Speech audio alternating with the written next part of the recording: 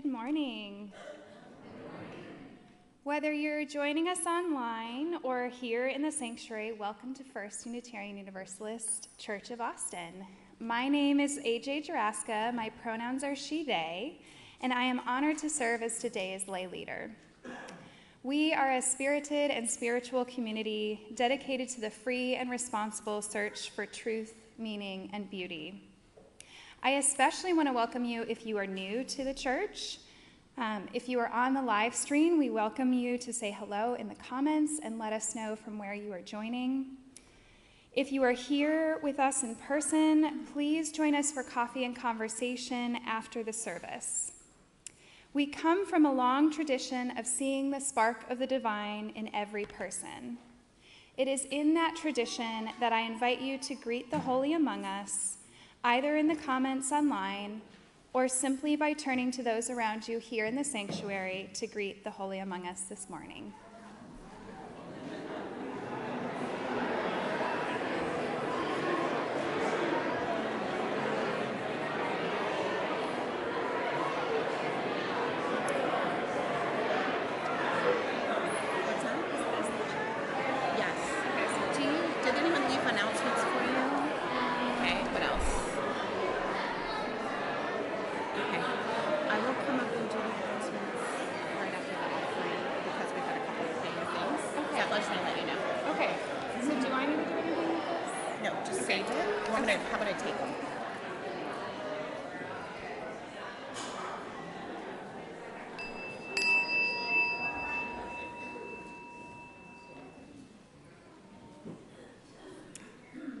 Please join me in saying the words for lighting our chalice, which appear in the order of service.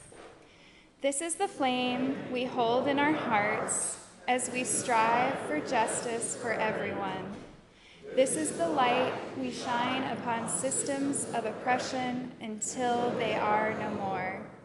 This is the warmth that we share with one another as our struggle becomes our salvation.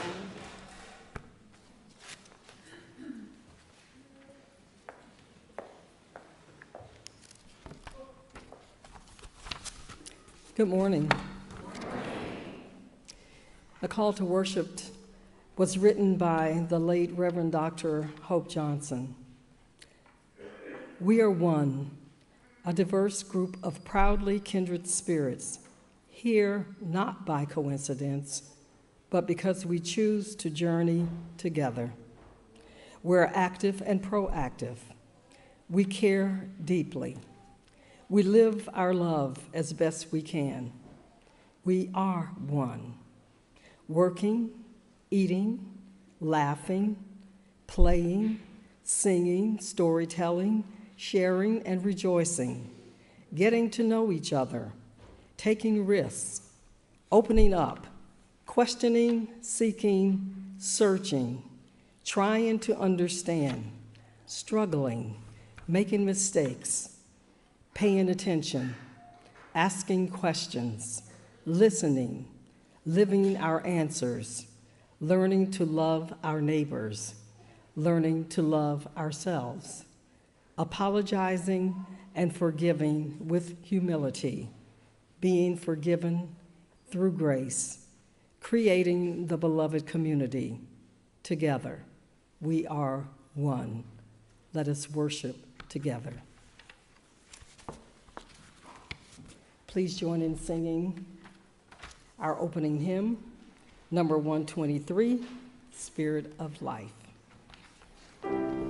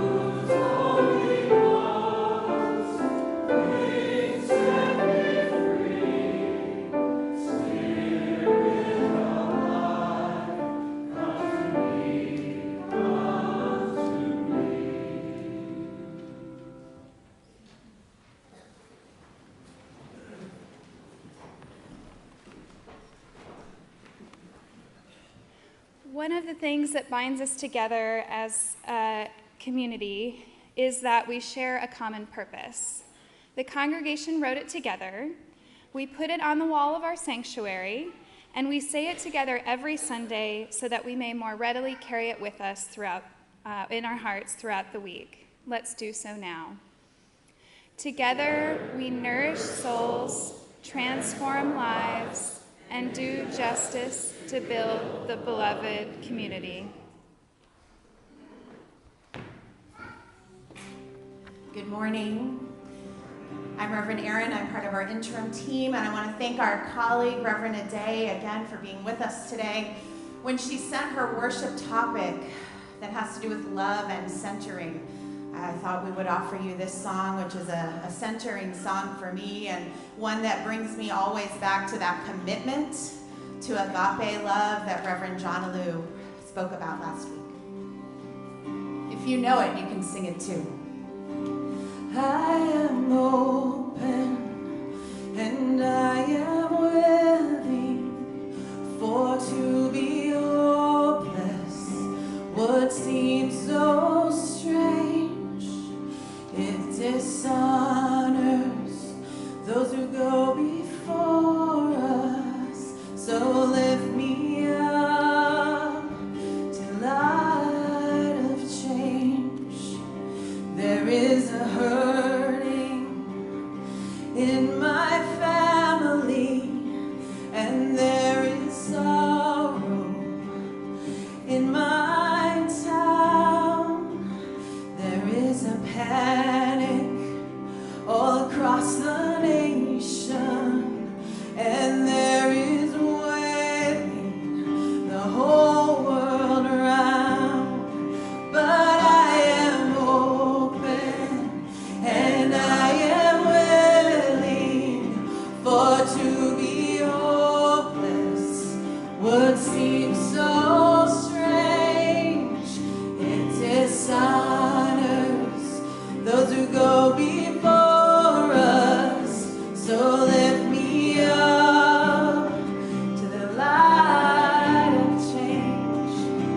May the children see more clearly, and may the elders be more wise. May the winds of change caress us, even though they burn our eyes. And I am open and I am willing, for to be hopeless would seem so strange. It dishonors those who go before us, so lift me up to the light of change. Give me a mighty yoke to hold my confusion. Oh, and give me a desert to hold my fear. Give me a sunset to hold my wonder. Oh, and give me an ocean to hold my tears. Everybody, 'cause I am open and I am willing, for to be hopeless would seem so strange. It dishonors those who go before us, so lift me up to the light of change. Yeah, lift me up to the light of change.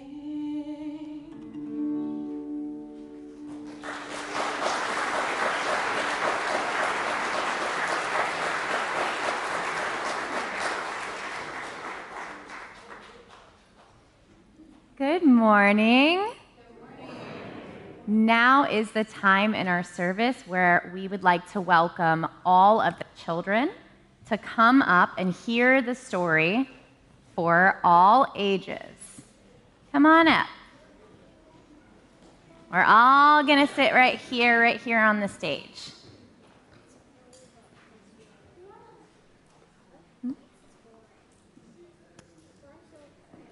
I think it's nice. Hey, hi. Hi, welcome, welcome, welcome. It's so good to see all of you. Oh my gosh. Oh my gosh. Yeah, come on and sit. Hi, Amelia. Yes.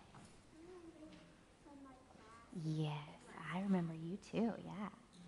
So, my name is Kinsey Shackelford. I use she and her pronouns.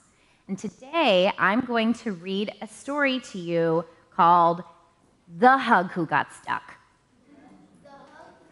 The Hug Who Got Stuck.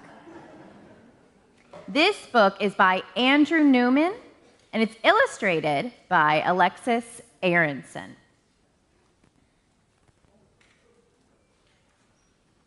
All right. And if you can't see, feel free to come around here, but I'm going to show the pictures like this, okay? Amelia, do you want to come sit right here? Once upon a time, on a very ordinary day, deep in the center of a very ordinary heart, an extraordinary thing happened.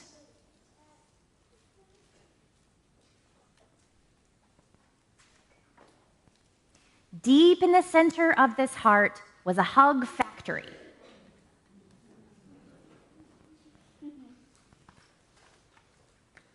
The hug factory made the most warm, cozy, cuddly hugs probably ever.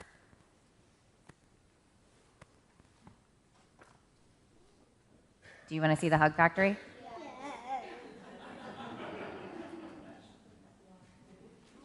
That's a lot of stuff going on, isn't it? A lot of hard work to make a hug.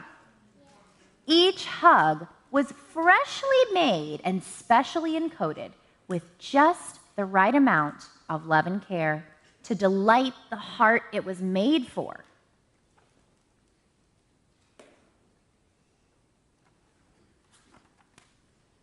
Being a hug was not always easy.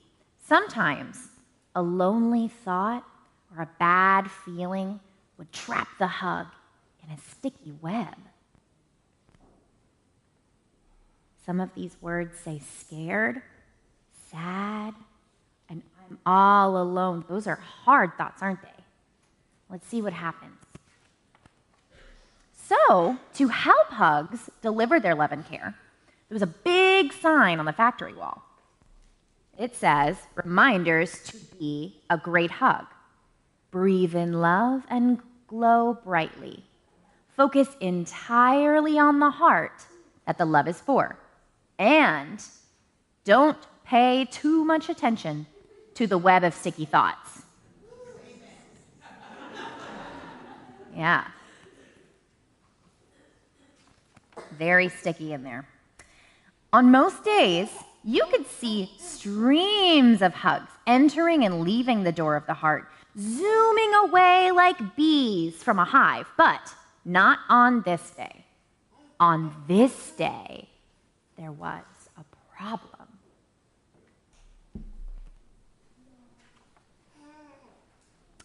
One special hug on the way out of the heart got stuck. Very, very stuck.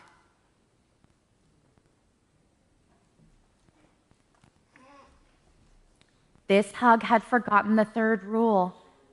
It fought against the web of sticky thoughts, trying to get free, but every wiggle and squirm trapped the hug even more. Soon, the hug ran out of breath and lost its glow.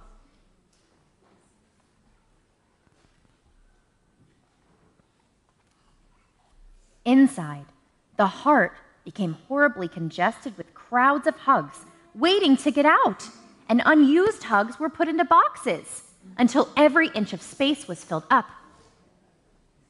Oh man, how are they going to get out of there?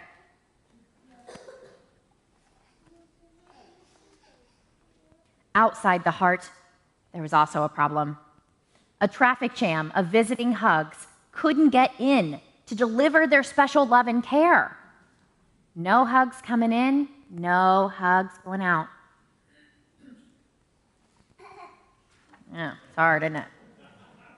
Soon, the factory stopped making new hugs.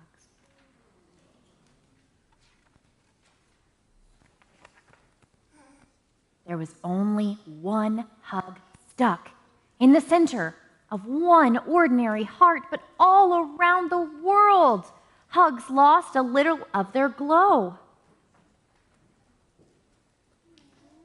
You know, the earth is dark, doesn't it?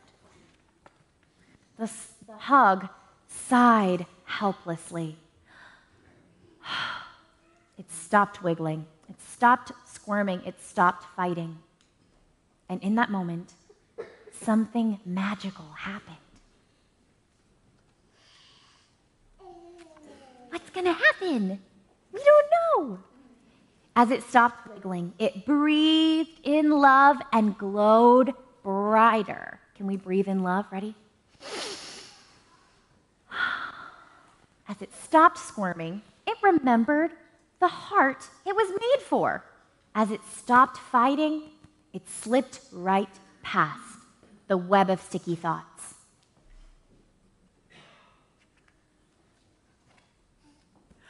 Woo!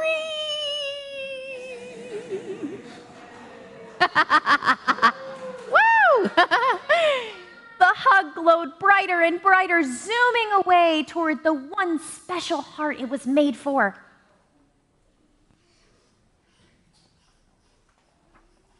The hug factory clinked and whirled back to life. A flood of hugs passed in and out of the heart, each delivering their special love and care.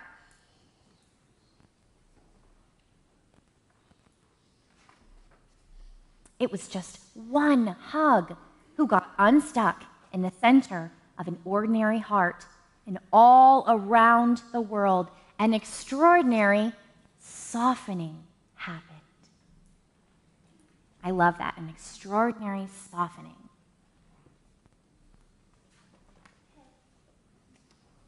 And this shows your daily hug meter. So sometimes we might need hugs to get unstuck from a web of sticky thoughts. All right, now it's time to go down this center aisle, and we are going to go to our classes. Follow your teachers, the ones with the binders right there.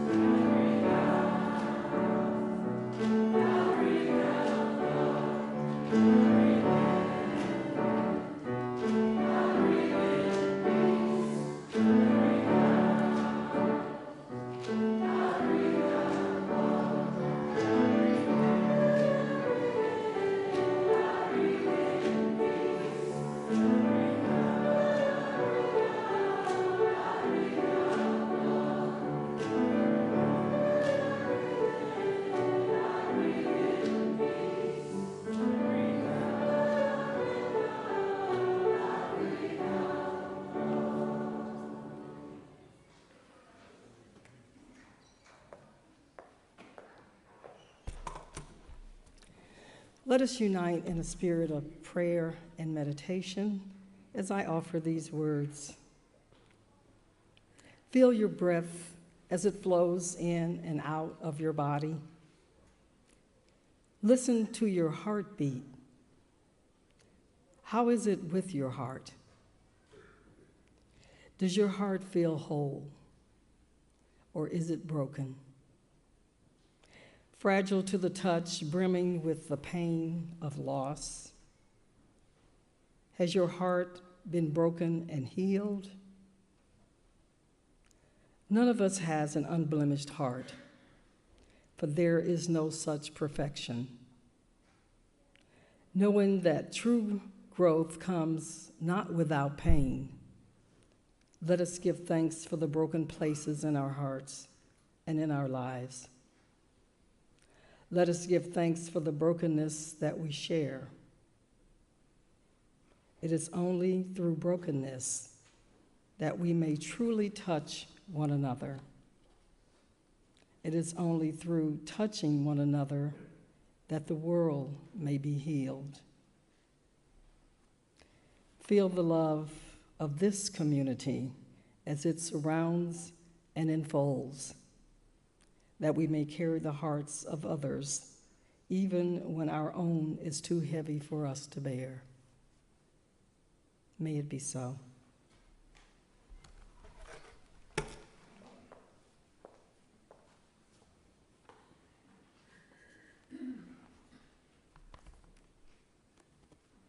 With that lovely centering on our hearts, now is a time when we can light candles for joys, sorrows, hopes, prayers, or whatever you need today. Please join us in lighting candles along either window. Thank you.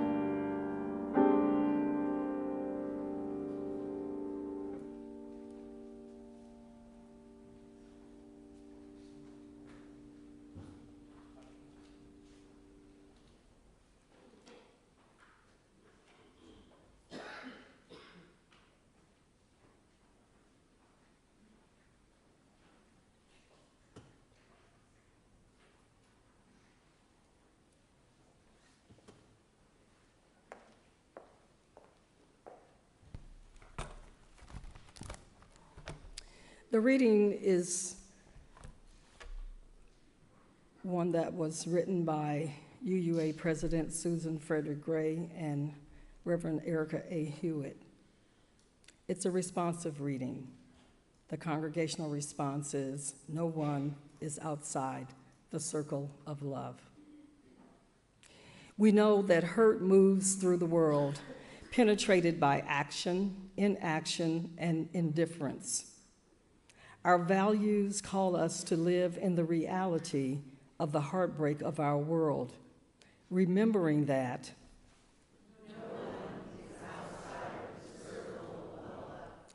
we who are Unitarian Universalists not only affirm the inherent worth and dignity of every person, we also affirm the inherent wholeness of every being, despite apparent brokenness.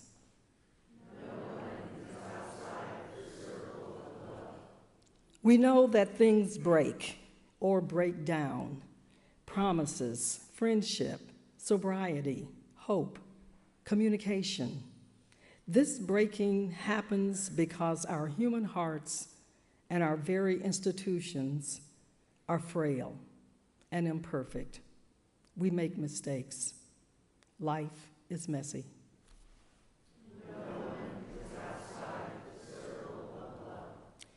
With compassion as our guide, we seek the well-being of all people.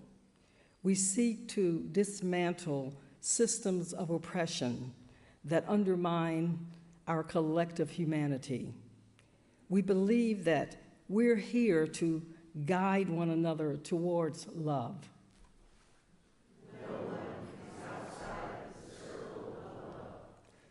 No matter how fractured we are or once were, we can make the whole people of ourselves. We are whole at our core because of the great, unnameable, sometimes inconceivable love in which we live.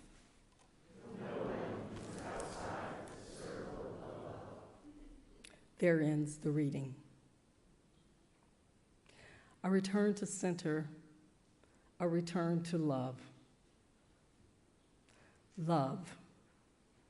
The very resonance of the word conveys a sense of passion, warmth, and protection. People always smile when the word love is mentioned.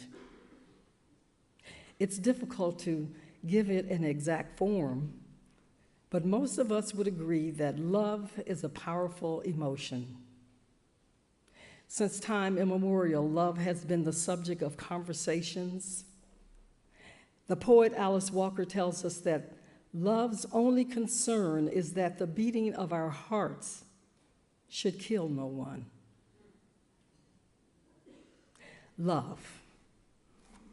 Monuments have been built as testaments to the enormity of it, and fortunes have been made and lost because of it. Innumerable songs have been written about it.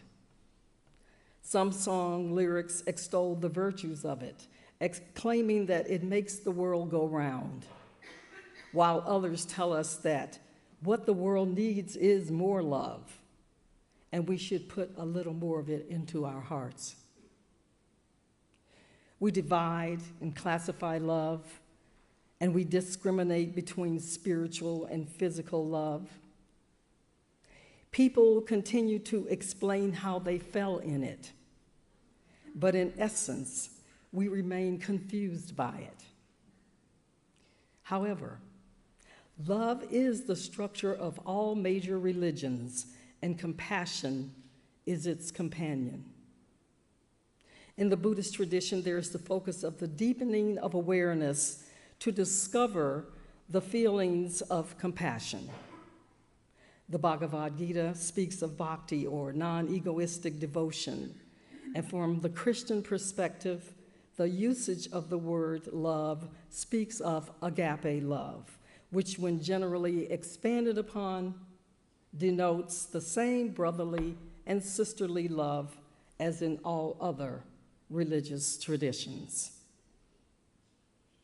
It's the expression of love for a spouse or children, and the love for the all-pervading mystery that some call God. Both Judaic and Christian traditions tell us that humans are made in the image of God. And if that is so, it is the capacity of love intentionally that makes humans God-like. The center of our being is towards the propensity to love, because it is the natural alignment within the universal flow. Love and fear are the only real emotions that correspond with two metaphysical of expansion and contraction, like breathing in and breathing out. In fear, we withdraw and contract, causing separation. But in love, we reach out, expanding to interrelate. We cannot operate in both love and fear at the same time. Fear pulls us out of the natural flow away from our center. Often there is no rational explanation for being drawn or linked to another. But we open ourselves to the intuitive feeling that allows us to meet each other heart to heart, with a common desire bringing us together as companions on life's path.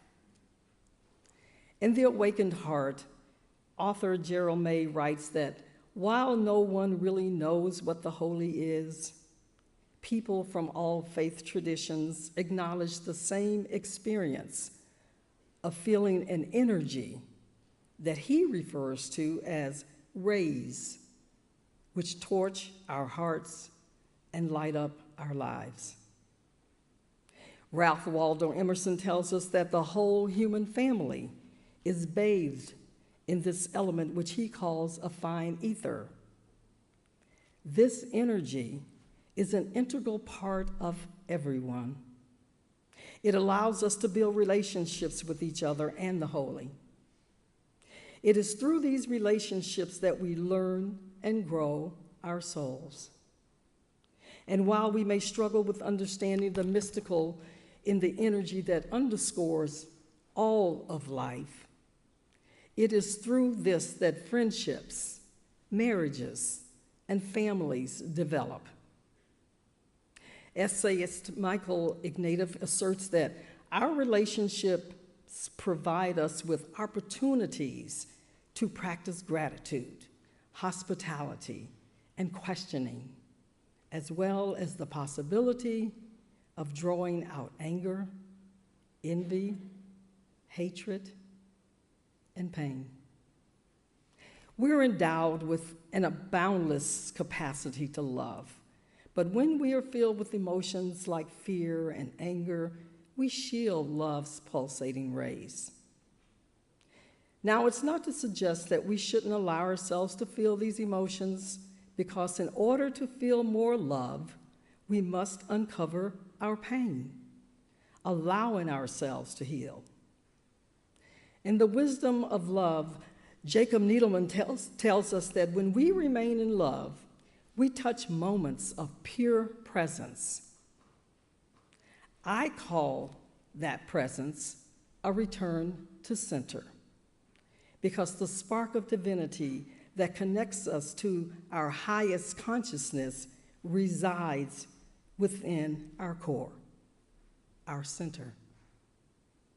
Needleman also informs that through drawing us towards the source of the universe itself, this energy draws all conscious beings towards each other. And each time we return to our center, we reconnect to the source.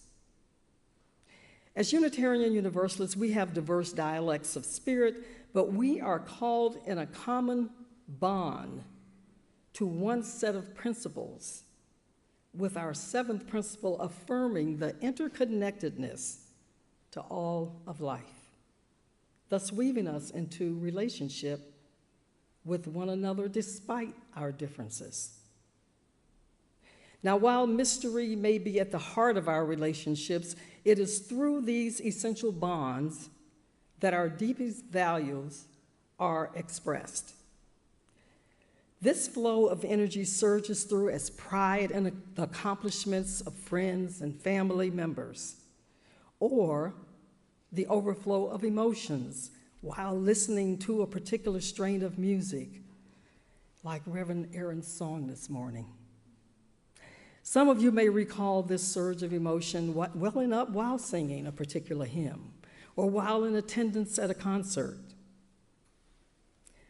Listening to Jules Massenet's meditation always causes a surge of emotion to well up whenever and wherever I hear it. The same emotional energy erupts as religious impulse, the search for meaning that calls us to care for the environment, and everything natural that manifests as holy in the universe. Where charity and love dwells, there is God.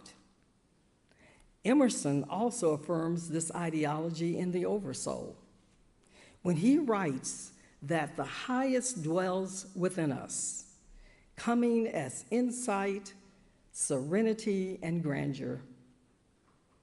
And Needleman suggests that ideas, methods, and experiences are intended to bring us a conscious life along with an understanding heart. Now, how and where do we find an understanding heart? I believe that hearts are open and understanding when we remain in a state of gratitude. Gratitude for all of the possibilities that life holds. When my spirit is filled with gratitude, I am moved with a desire to share so that others may begin to feel the same way.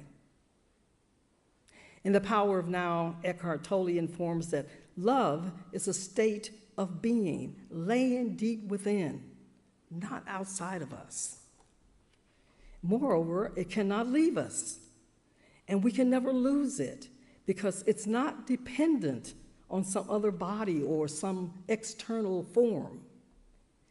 If we are able to look beyond the veil of form and separation, we will be able to experience the realization of oneness, that life underneath all forms of life. Because Emerson tells us the heart knows, we have a bottomless source of love. Just think about the countless number of people in our lives that we love, and there is never a need to discard any one of them when another enters. We may have different ways of expressing and manifesting it, but we were all born with a boundless capacity to love, and there is always a need to the source, returning to our center to draw from it. Gandhi taught that if a single person could achieve the highest kind of love, it would be sufficient to neutralize the hate of millions. Just imagine if what the planetary populace could achieve if we all returned to our center at the same time. We could ignore the admonishment to put a little love in our hearts because it's already there. We only need to return to it. The heart accepts without limitations. It doesn't differentiate, see opposites, or take sides. It is one with all things. If we could cherish that which dwells within, we could manifest world peace. Because, as Emerson informs, the soul of the whole lies within. By drawing from the source, we can reach that highest state of love that Gandhi spoke of. However, we must begin by searching our hearts to find the love within. That will be our salvation. There's an ancient story about an old man who was awakened from a dream of peace. From the moonlight through his window, he could see an angel writing in a book of gold. The old man boldly asked the night vision what he was writing in the book. The angel looked up in all sweet accord and replied that he was writing the names of the people who loved the holy. The old man then questioned if his name was being written in the book, and the angel replied, no. Well, the man replied, undisturbed by the angel's answer, write my name down as one who loves his fellow man. With that, the angel wrote and vanished.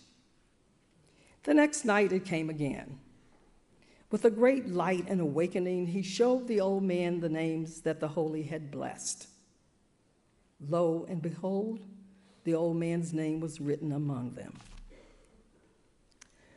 Look around you at everyday spiritual practices to what's called the daily bread of our common lives for examples of love. It has been said that there are no great deeds, only small ones done with great love. That means reminding ourselves of the details it takes to care for another through shaping traditions, obligations, and structures within our communities, and not just by paying lip service to justice. It means working together to create a better world so that we will all thrive and not merely survive. Returning to our center calls us to be the best of who we are and not a mere fraction of our better selves. And if we, Unitarian Universalists, truly believe that we are interconnected one to another, then the entire universe is in one global relationship, which gives us the responsibility, individually and collectively, to return to center and return to love. From my heart to yours, may it be so. Please join in singing our closing hymn, number 34, Though I May Speak with Bravest Fire.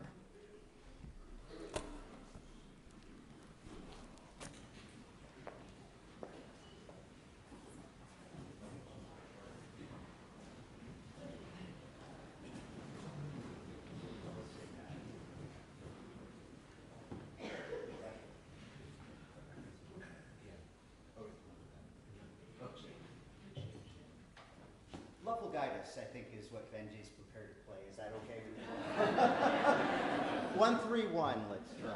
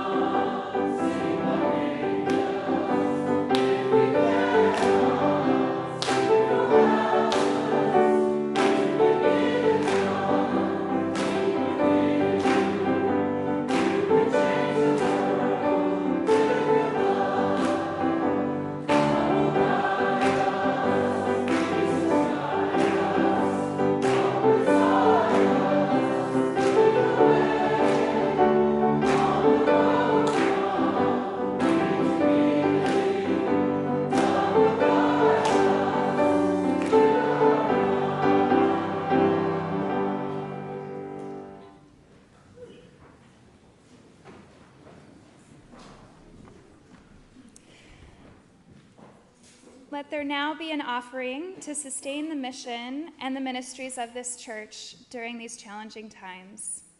If you are with us online, go to austinuu.org, where you will see a link to our secure contributions page on the top right-hand side of the page. If you are here with us in person, the ushers will now collect our offering.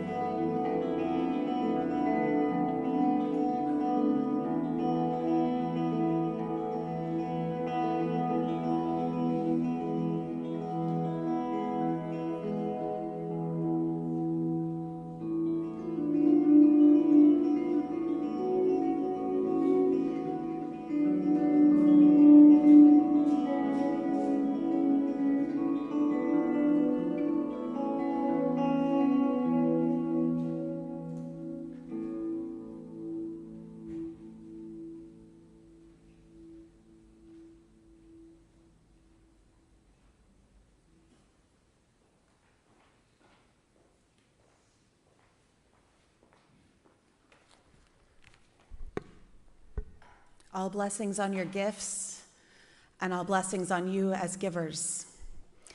Good morning again. I'm Reverend Erin Walter, and I use she, her pronouns. This is a vibrant time in the life of the church, and the Spirit is moving in many ways. So as always, I invite you to read your weekly emails. This week at First UU, no one can do everything, but you might find that one thing that speaks to your spirit. I have a few announcements today. The interim ministry team, myself, and Reverend John Alou would like to let you know that the history wall in House and Hall, our coffee hour spot, will remain until the end of March. There are post-its to the right of the timeline for any events in the life of the church. You may also mark with certain colors your own events on that timeline and your feelings about events in the life of the church. So even if you took part in the wonderful history workshop, you might go and read again and see what folks have added. We will leave it up until the end of March, and then Leo Collis from our tech team will be translating a lot of what you shared into a document we can save. The Green Sanctuary table in House and Hall after service will have free giveaways on saving energy and water. So go check that out. I believe we have an Article 2 discussion meeting after church next week. Is that correct, Chris? Today is next week. It's amazing how that happens. See? What's that? Okay. In the interim ministry discussion this morning, we talked about how wonderful it would be to have more than one of those discussions, and I think that's why. Anyway, it's good to ask your friends, am I right about what's going on in the church? When is it? Again, I direct you to your emails. We have two additional things. The search committee that will be put together of folks who will help search for our next settled senior minister. The deadline to nominate someone has been extended to today. So I invite you to think about whether you or someone you know has the capacity, the trust, the willingness to do this very sacred work. And so I'm going to invite Michael Kersey up to speak briefly about his experience on a previous search committee, and then Reverend Chris will follow immediately after that for something else that's special. Thanks, Michael. Sure. Hello, y'all. I'm Michael Kersey. I use he, him pronouns. Today, as Reverend Aaron was saying, is the deadline for the search committee nominations for our next settled minister. I can tell you from personal experience that being on a search committee takes a substantial commitment, but that it's also rewarding, meaningful work. Along with Sharon Moore, I co-chaired the search committee that selected and presented the Reverend Meg Barnhouse to the congregation as a candidate for our senior minister in 2011. I found serving on the search committee a profound and transformative experience, increasing my connection to this community, fellow search committee members, the minister who answered our call, and to our shared faith.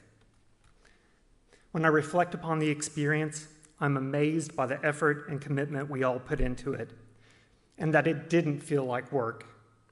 It felt like a necessary ministry. To listen deeply and discern what manner of senior minister our church and mission most needed at that time.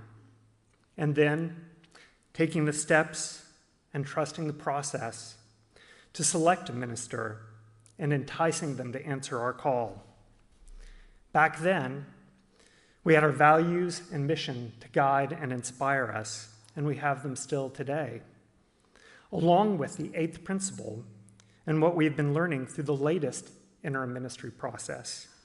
I hope you will talk to the transition team at their table during coffee hour and submit any nominations today. Thank you.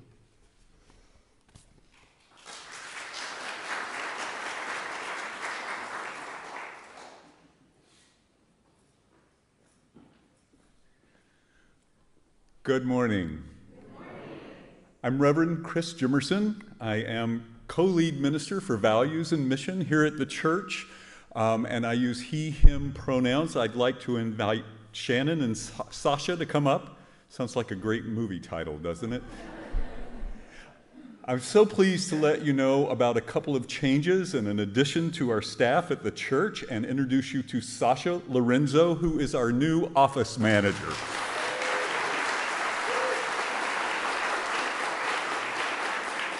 Welcome, Sasha. Sasha will be handling our communications, at least for now, as well as some of the office and administrative functions that Shannon has been doing, including sending in our timesheets for our payroll. So the staff is being very nice to Sasha. This is just the end of her second week, so please join me in being patient and kind with Sasha.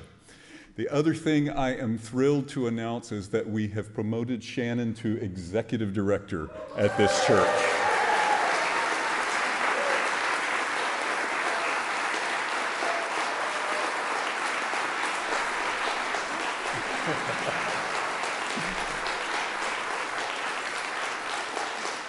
I can't think of a more well-deserved promotion. Shannon will be taking on some higher-level administrative functions as well as some budgetary and finance functions, and I want to let her talk to you just a little bit more. Hi, everyone. For those of you who know me, you know that being on this side of the pulpit makes me itchy, so I'm going to keep this very, very brief. Thank you all. I'm really looking forward to continuing to help everyone out in this new role. I'm extremely excited for Sasha to be here with us. She has been such a trooper these first 2 weeks, and I'm excited for you all to get to know her as well. So thank you. Thank you.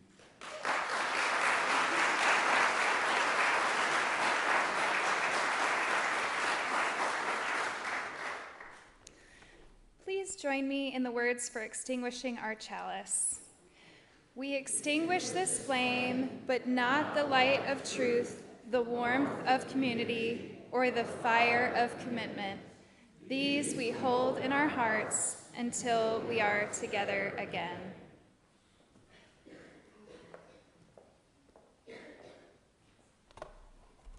Remember, when we leave this gathering, but not the web of life that connects us and sustains us, let us remember that we are interconnected and interdependent on it. Go in peace.